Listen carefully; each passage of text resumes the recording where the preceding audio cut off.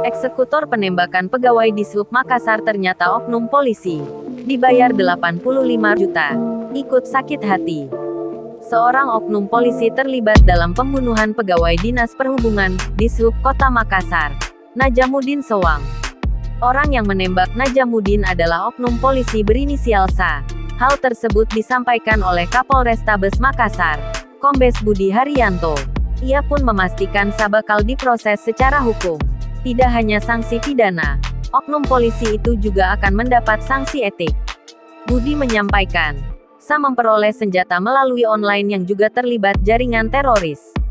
Dalam rilis itu dihadirkan barang bukti pistol jenis revolver yang digunakan untuk menghabisi nyawa Najamuddin.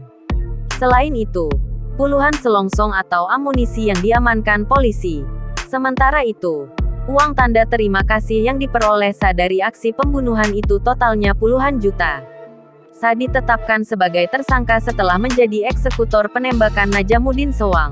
Kombes Budi menjelaskan, SA nekat menjadi eksekutor karena ikut merasa sakit hati atas apa yang dirasakan Iqbal Asnan. Saat ini, jumlah tersangka pembunuhan berencana itu menjadi 5 orang.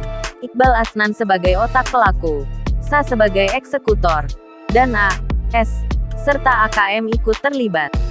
Kelimanya dijerat pasal pembunuhan berencana dengan ancaman hukuman seumur hidup.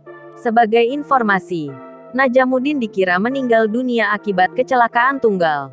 Namun, setelah jenazah hendak dikafani, ditemui ada lubang diduga bekas tembakan di punggung. Dari situ, keluarganya pun sepakat melakukan autopsi jenazah Najamuddin. Hasilnya ditemukan proyektil peluru bersarang di bawah ketiak kiri korban.